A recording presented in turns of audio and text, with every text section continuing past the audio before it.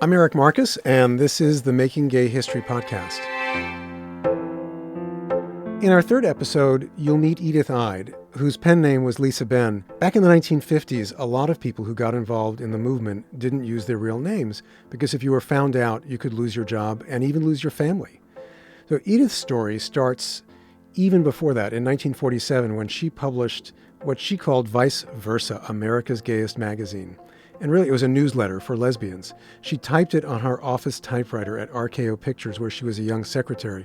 Her boss told her she should look busy, but not knit and not read. So what do? You write a newsletter for lesbians in 1947 and give them out to your friends.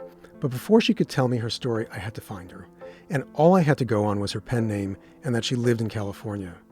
So it took me 3 months and 26 phone calls to find her. This is pre-internet, so there was no choice. And on the 26th phone call, she answered. So not long after, I was sitting with Edythe on her enclosed porch with 2 of her 13 cats. She'd bought the house with money from years of working as a secretary. She hated working as a secretary. I'd read that Edythe was well known in the 50s for singing parodies of popular songs in Los Angeles gay clubs. She wrote her own lyrics as a protest against the demeaning jokes gay entertainers told for the benefit of straights. And if you can imagine, the straights would show up at the clubs in the evening to see how the other half lived, and they'd stand in the back. So I asked Edythe if she could sing a few songs for me. So here she is, Edythe Eyde, live from the front porch of her Burbank bungalow. You can't not smile.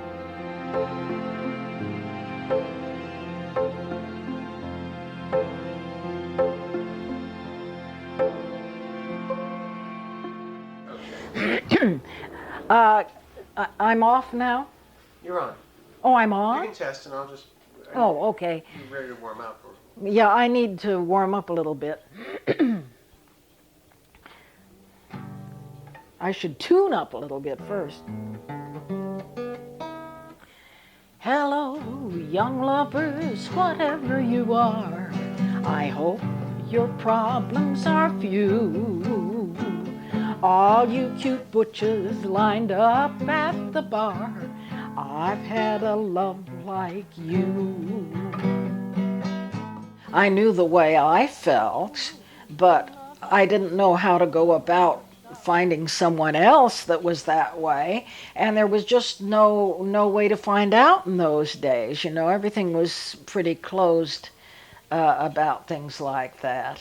I wrote Vice Versa mainly to keep myself company, because I thought, although I don't know any gay gals now, by the time I finish a couple of these magazines, I'm sure I will. I was such a little optimist. And then I'll hand the magazines out for free. I never charged for them. Mm-hmm. I felt that would be wrong, but it was just some writing that I wanted to do to get it off my chest, and I was a very lonely person, and I could sort of fantasize this way by writing the magazine, you see.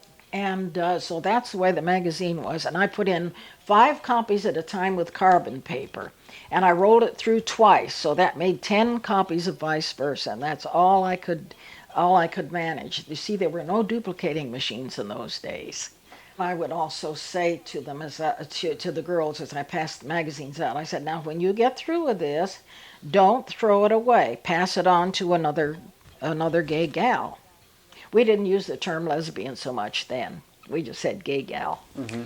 And I said, in that way, although it will pass from friend to friend, and it's not dated material, so it will never get stale. I mean, they're just fiction and poetry and that sort of thing, book reports and things of that nature. There were very few books around at the time, but I wrote a book review on Well of Loneliness and a couple of other ones I can't remember.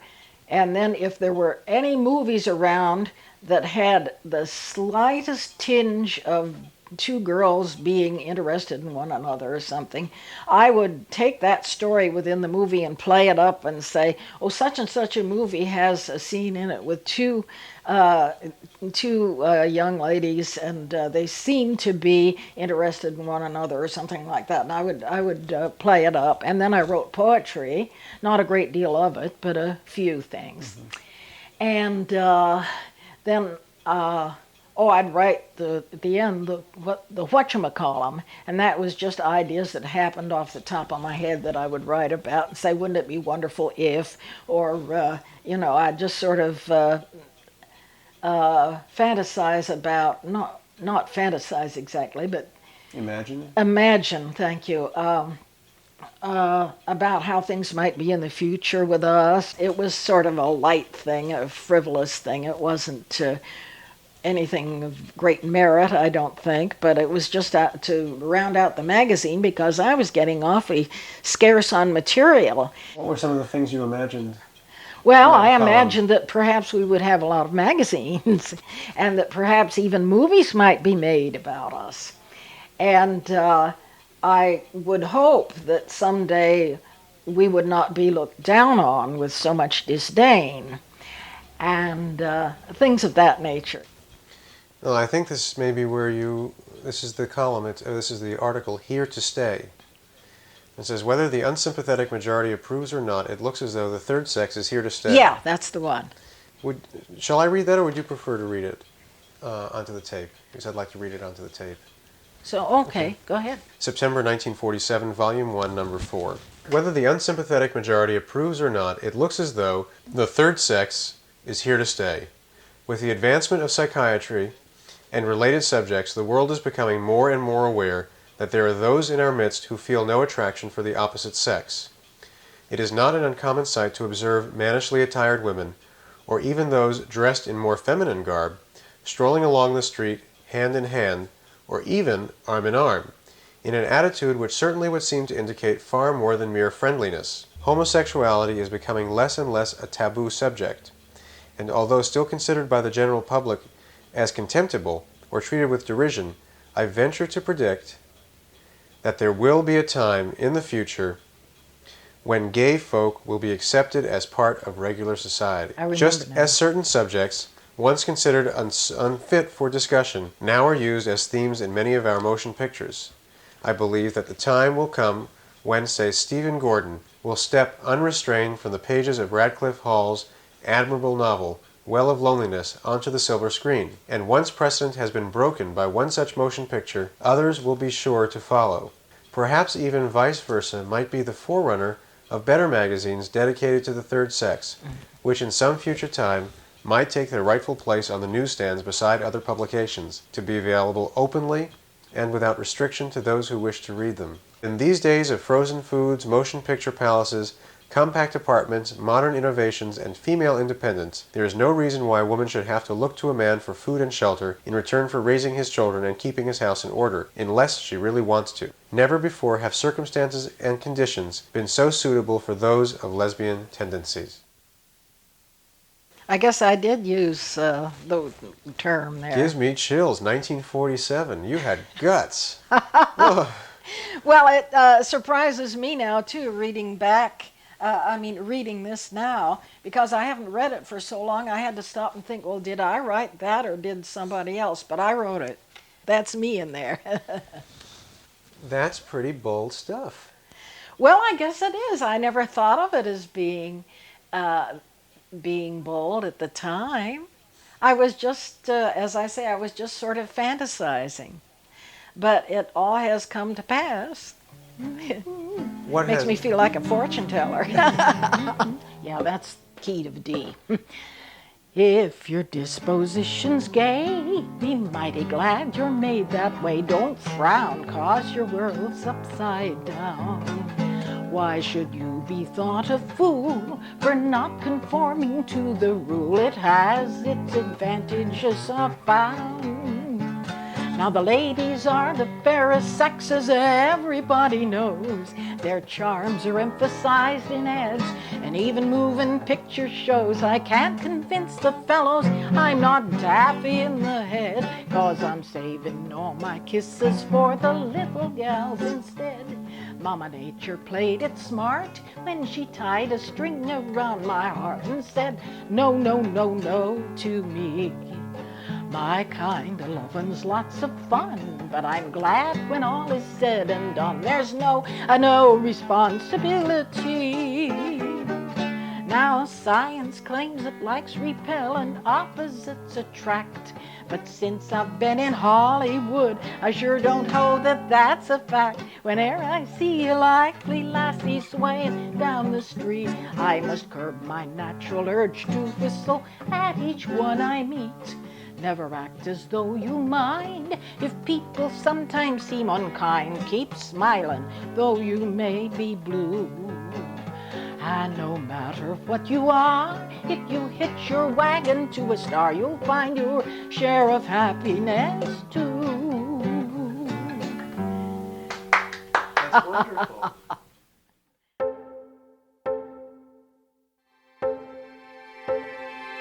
I spoke with Edythe a few times in the months after I first interviewed her, and each time she answered her phone, she said, "Hello, Eric," in her incredibly upbeat voice. And I asked her how she knew it would be me, and she said that no one ever called, and if the phone rang, she just figured it would be me. When I started work on this podcast, I decided to call Edythe just on the off chance that she was still answering her phone. From what I could tell from a quick online search, she was still alive, and she would have been about 93 or 94 at this point. But her phone was disconnected. It took a few emails and phone calls to find out that Edythe died on December 22nd, 2015. She was 94. What really surprised me was that I didn't know. And I didn't know because there wasn't a single obituary published anywhere for one of the earliest, most optimistic and engaging fortune tellers of the LGBTQ civil rights movement. To jog my memory about the sweet house where I sat with Edythe and listened to her sing and play her guitar, I did a Google search, and what I found took my breath away. The house was gone, and in its place was a new house, set far back on the lot with a concrete driveway, occupying the place where Edythe's house once stood. It felt like Edythe had been wiped from the face of the earth.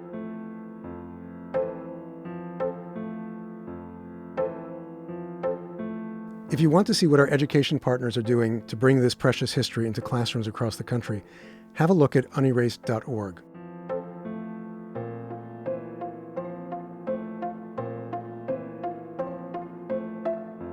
I'd like to thank our hardworking executive producer, Sarah Birmingham, our wonderfully meticulous engineer, Casey Holford, our patient composer, Fritz Myers. Thank you to Hannah Moak, our social media guru, our webmaster, Jonathan Dozer-Ezel, and we had production assistance from the incredibly talented Jenna Weiss-Berman, whose enthusiasm, excitement, and dedication to this project has made it possible. The Making Gay History podcast is a co-production of Pineapple Street Media with funding from the Arcus Foundation. Learn more about Arcus and its partners at arcusfoundation.org. And if you like what you've heard, please subscribe to the Making Gay History podcast on iTunes, Stitcher, or wherever you get your podcasts. You can also find all our episodes on our website at makinggayhistory.com.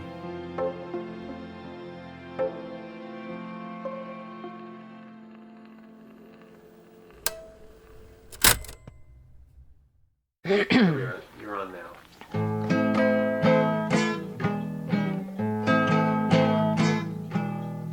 Scattered are we over land, over sea. How many we number will never be known. Each one must learn from the start. She must wear a mask on her heart and live in a world set apart. A shy, secret world of her own. Here's to the days that we yearn for, to give of our hearts as we may. Love's always love in sincerity given, despite what the others may say. The world cannot dare to deny us. We've been here since centuries past, and you can be sure our ranks will endure as long as this old world will last. So here's to a fairer tomorrow, when we'll face the world with a smile. The right one beside us to cherish and guide us. This is what makes life worthwhile. The right one beside us to cherish and guide us. This is what makes life worthwhile.